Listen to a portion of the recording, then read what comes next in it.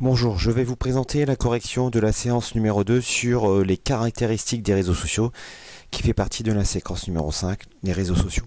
Alors, les réseaux sociaux permettent des échanges à grande échelle, parfois difficiles à contrôler. Qu'est-ce qui fait le succès d'un réseau social? Quels sont les intérêts et les dangers des réseaux sociaux pour les citoyens? Alors, ici, la problématique, c'était comment distinguer et paramétrer les réseaux sociaux. Donc, vous avez vu plusieurs vidéos qui vous permettent de répondre à cela. Donc vous aviez différents documents ici dans la première partie, donc le document numéro 1 sur les réseaux sociaux les plus populaires. Donc ici les réseaux sociaux permettent de relier des individus en ligne. Moins d'une dizaine de réseaux sociaux concentrent la grande majorité des échanges en France et dans le monde, bien entendu. Donc ici vous avez le nombre d'utilisateurs actifs, c'est-à-dire qui utilisent un réseau social comme par exemple ici Facebook avec 2,5 milliards d'abonnés. Après, ensuite vous avez YouTube. Alors qu'est-ce qui fait leur popularité ou pas de ces deux réseaux sociaux et pourquoi par exemple Snapchat a que 186 millions d'abonnés. Donc on verra ça tout à l'heure, donc c'est la question qui vous a été posée. Ici aussi vous avez une carte d'identité des réseaux sociaux, c'est-à-dire ce qu'elle propose, le contenu, etc., etc. Comme par exemple ici vous voyez que Facebook, son thème est plutôt généraliste et a été créé en 2004. YouTube, en revanche, lui se focalise sur la vidéo et a été créé en 2005. Ici par exemple Snapchat, son thème ce sont les photos et les vidéos. Snapchat a été créé en 2011. Donc par rapport à ça, à ces deux documents, vous deviez répondre à la question suivante. Quelles caractéristiques des réseaux sociaux expliquent les différences dans le nombre d'utilisateurs actifs, d'abonnés, c'est-à-dire? Alors la réponse est le réseau le plus ancien et le plus généraliste, Facebook, a plus d'abonnés actifs, c'est normal.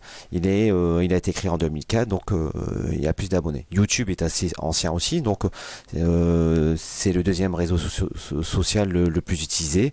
En revanche, ici vous voyez que Snapchat, c'est un réseau social qui est récent, qui a été créé en 2011, donc il a moins d'abonnés. Donc après, en fonction de tout ça, il y a aussi ce que le contenu propose, les thèmes, etc., etc. Ensuite, document 3, les fonctionnalités des réseaux sociaux. Alors les réseaux sociaux se copient de plus en plus. Par exemple, vous avez Twitter qui a mis en place le hashtag. Vous en avez d'autres qui l'ont suivi derrière. Comme ici par exemple Facebook. Et puis donc vous avez Twitter et ici vous avez Instagram. Donc vous voyez que chaque réseau social propose ici des fonctionnalités, les messages, les likes, hashtags, les vidéos et aussi quand vous faites un post avec une durée de vie limitée. Alors, ils se copient. La question était, pourquoi dit-on que les réseaux sociaux se ressemblent de plus en plus? Dans quel but se copient-ils entre eux? Donc un réseau social qui innove et crée une nouvelle fonctionnalité sera sûrement imité par les concurrents. Par exemple, le hashtag de Twitter est maintenant proposé par Instagram et Facebook. Les réseaux sociaux se ressemblent donc de plus en plus pour gagner des abonnés. En effet, un réseau social généraliste avec de nombreuses fonctionnalités sera plus populaire, comme par exemple ici, dans notre cas, Facebook. Document numéro 4, notre identité sur les réseaux sociaux. Donc notre identité numérique sur les réseaux sociaux est liée à notre identification, à notre authentification par un mot de passe et aux traces que nous laissons.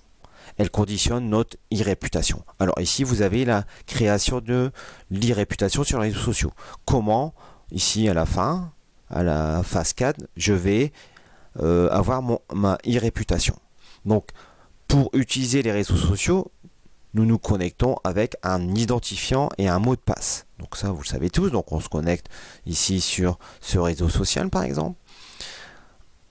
Consciencieusement ou non, nous laissons des traces. Donc en fonction des paramètres que vous allez mettre, vous allez laisser des traces ou pas.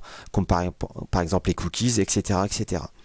Ces données constituent notre identité numérique. Donc par exemple, vous aimez le thème des animaux, etc. Et au fur et à mesure que vous allez faire des recherches sur les animaux, ce réseau social va enregistrer tout ça et va savoir que vous aimez des animaux. Bon, peut-être on va vous proposer des publicités sur les animaux. Voilà. Et oui, cette identité numérique, oui, ça influence l'image que les autres ont de vous. Donc ça, c'est votre e-réputation.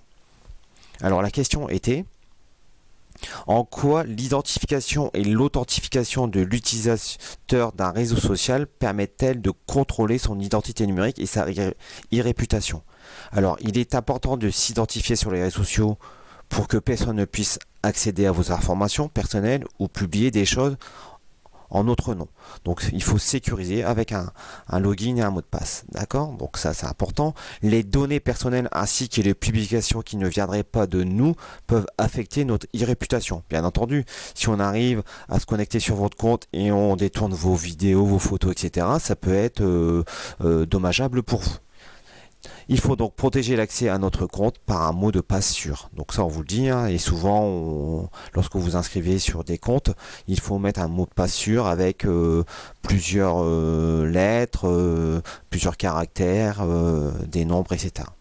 Donc, les paramètres des réseaux sociaux. Donc, le paramétrage des abonnés sur les réseaux sociaux permet de choisir avec qui nous voulons interagir et ce que nous voulons partager avec les autres. Donc, vous avez différents réglages. Hein. Vous pouvez créer des groupes d'amis, refuser d'envoyer des photos à certains, de diffuser des photos à tout le monde, etc., etc. Alors, pourquoi est-il important de paramétrer correctement son compte sur les réseaux sociaux? Le paramétrage sur les réseaux sociaux permet de contrôler ce qu'on partage ou non avec et avec qui. Donc si vous voulez pas partager de photos, de vidéos, eh ben, vous avez la possibilité de le faire en allant dans les paramétrages. Il faut donc s'assurer que les réglages sont bien faits afin de ne pas tout rendre public et de protéger et se protéger de sa vie privée. Ça c'est important, hein. Surtout qu'aujourd'hui vous avez le harcèlement, etc. via les réseaux sociaux. Alors, en conclusion, quels sont les intérêts et les dangers des réseaux sociaux? Donc l'intérêt, c'est quoi? C'est que ça facilite grandement les relations sociales entre des individus qui ne sont pas dans la même zone géographique. Il permet de partager des contenus divers et la création de communautés reliées par des intérêts communs. En revanche, les dangers, c'est que la vie privée est plus difficile à protéger sur les réseaux sociaux et l'ampleur des échanges peuvent poser problème si on ne limite pas l'accès à nos données personnelles. Donc vous voyez que lorsque vous utilisez un réseau social, il est important de paramétrer et de faire attention avec qui j'échange mes données. Donc après vous aviez une vidéo ici et la question était si les réseaux sociaux avaient existé en 1968.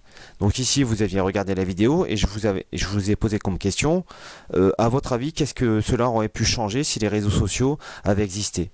Alors je vous ai demandé justifier votre réponse. Par exemple, ici moi j'ai noté quelques exemples, hein, mais bon il y en a d'autres. Hein.